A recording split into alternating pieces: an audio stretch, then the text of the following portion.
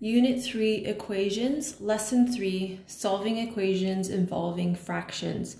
So in Lesson 1 and 2, we were practicing how to isolate variables. So now we're going to extend that to solve equations involving fractions.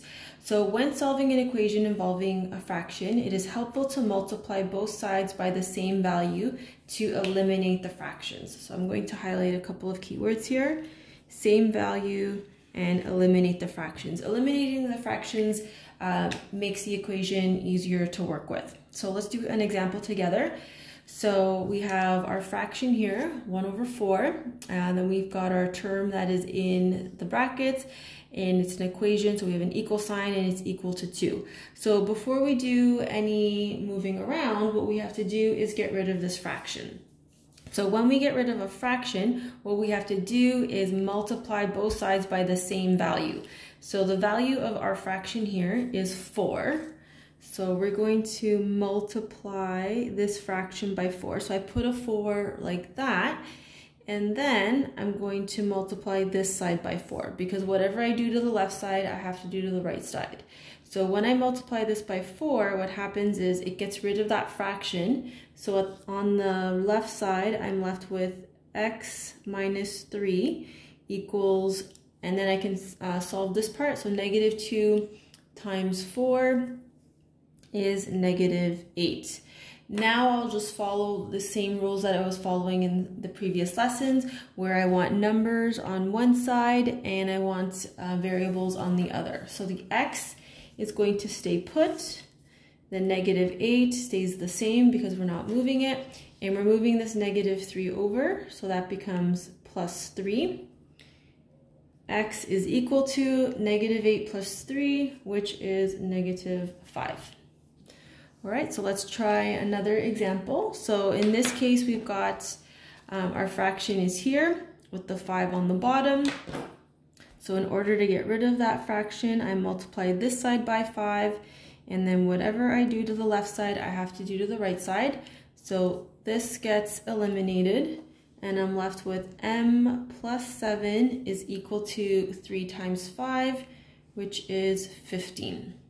I want m by itself, so I want to bring this 7 over.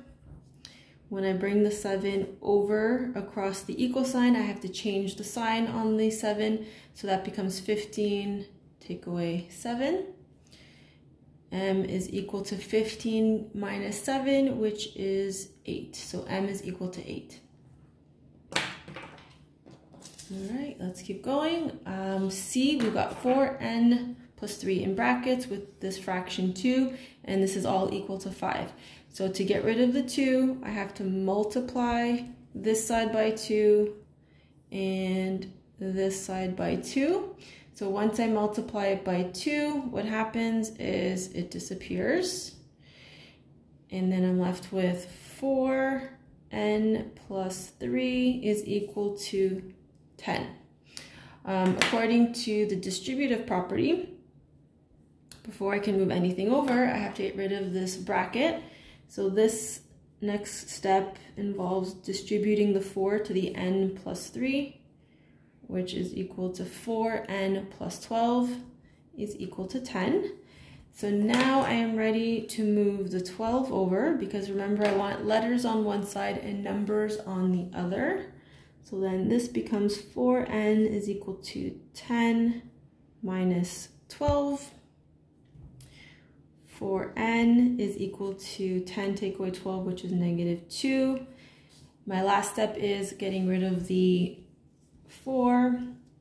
Divide by 4, divide by 4. The 4's cancel out, and I'm left with n is equal to negative 2 over 4, which can be reduced to negative 1/2. All right, let's try another one. So we've got 1/3 p plus 2 in brackets is equal to negative 5.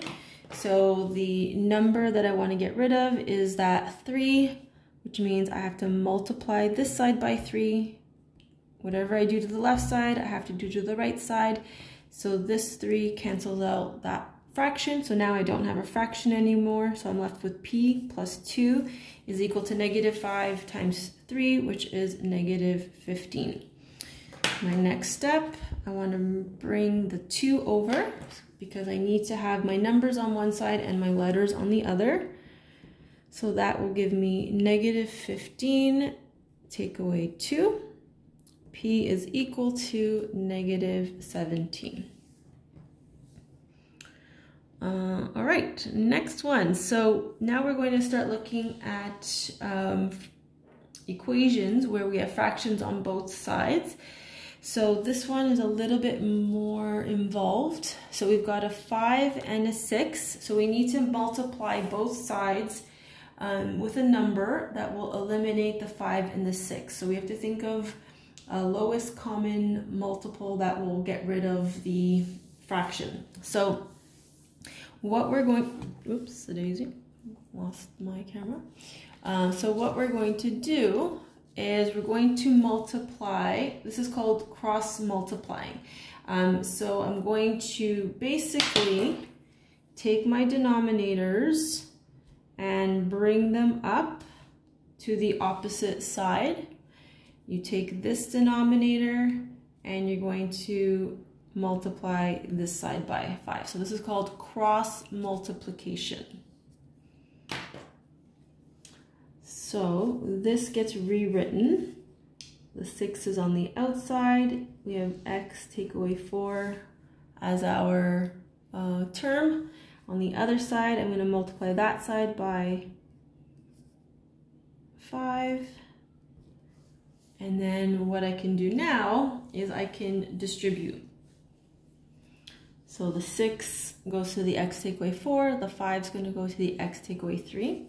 So 6x minus 24 is equal to 5x minus 15. Now at this point, we have another two-step equation where we're going to bring the the 5x to the left side, and the number is going to go to the right because we want to put numbers and letters together. So on my left side, that's going to become 6x minus 5x because I have to change the sign when I bring it over to the left side. And then -15 is already there, and then I'm going to bring over the -24, and that becomes positive. So 6x minus 5x is x. -15 plus 24 is 9. Okay, I'm going to show you another way to do this if you don't understand the cross multiplying. So I'll show you another example here. We want to get rid of the 4 and the 6. So what we need to do is multiply both sides of this equation by a number that is going to get rid of this fraction. So if I multiply this side by 12 and I multiply this side by 12, I will get rid of the 4 and the 6. So this is how it works. So I'm multiplying this side by 12. The x minus 7 stays put, and it's all divided by 4 from the fraction, and I do the same thing on the other side. So the reason why I pick 12 is because 12 will 6 goes evenly into 12 and 4 goes evenly into 12. And that you'll see that it will create a whole number. So 12 divided by 4 is 3. And then I still have, and then 12 divided by 6 evenly goes, 2 goes evenly into that. So now I've gotten rid of my fractions, which is what my goal was. So now what I can do is just use the distributive property to keep going. So this next part, 3x minus 21 is equal to 2x take away 6. And so now it looks more familiar where you've got terms with variables and constants on both sides. So remember, we want letters on one side, numbers on the other. So I like to put the variables on the left side. So 3x, and I'm bringing over the 2x, so that becomes negative, is equal to -6. So that stays put, so I don't change the sign. I'm bringing over this -21. So when I bring over the -21, it becomes positive.